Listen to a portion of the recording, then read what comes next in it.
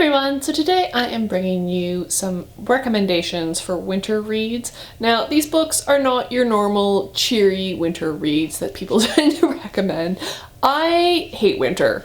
Very, very much so. I was actually talking about this with Ange over at Beyond the Pages, because we are at two exact opposites of the weather scale at the moment. It's like -30 where I'm living, and it is +30 where she's living. And instead of like reading books about summer and getting all nostalgic for the warmth, even though I actually don't like summer because it's far too warm, I decided I would embrace the coldness and just talk about some characters and some books that, you know, kind of epitomize that. So to start with, I have Émile Zola's Therese Raquin. If you know anything about Zola and this book, you know it is very dark, it is very twisted. I think the characters' passion and their kind of disregard for those around them is absolutely fantastic for winter. I read this initially in the summer. I think it's just a great book all around, but especially in the winter where you're feeling a little more sloth-like because, you know, it's really cold and there's lots of snow. It's currently still snowing. That basically hasn't stopped since I posted my last video. So yeah, I feel like a little bit of passion in my reading is always a good thing. Along the same vein, The Return of the Native by Thomas Hardy. Don't let the green, lush colors of this, you know, persuade you that this is a summer book. It's not actually. I believe it takes place around like the first opening scene. It's quite cold. It's like bonfire night, which yeah is during the autumn winter season. So I'm not sure the exact date, but I know it's during the cold. So yeah, this is such a wonderful book. One of my favorites.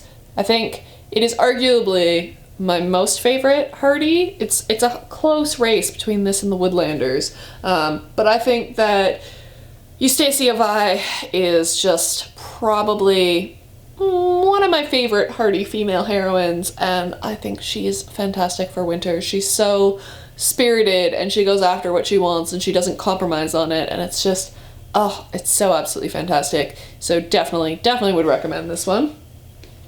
And then the last one I have here, because this is just a quick little video. I am in the middle of writing a paper, so trying to keep Vlogmas going while writing papers is you know, a struggle, is Villette by Charlotte Bronte. And this is my favorite Charlotte Bronte novel. I love this even more than Shirley, and it's a close race between this and The Tenant of Wildfell Hall for my favorite Bronte novel.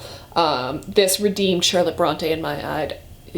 I think Lucy Snow is like probably my favorite unreliable narrator. She knows she's unreliable and she lets the reader know that she's unreliable and that she's doing it on purpose, and it's absolutely fantastic. If you loved Jane Eyre, do not expect Jane Eyre from this. Lucy Snow is not Jane Eyre. She is not kind towards the reader. She does not include the reader in the, you know, deep recesses of her mind. Instead, she purposely keeps us in the dark, and that's absolutely fantastic because the winter is a dark time. This book was like the first one I reached for when I started thinking up books for this video, and it screams winter for me. I think I read it in like January or February when I initially read it, so definitely a winter book. So let me know in the comments down below what books you guys like to read in the winter. Do you like to, you know, embrace it and read darker books? Or do you like to, you know, kind of ignore the fact that it is freezing cold and it hurts to breathe outside? As you guys can tell, I'm Canadian and it's very, very chilly here.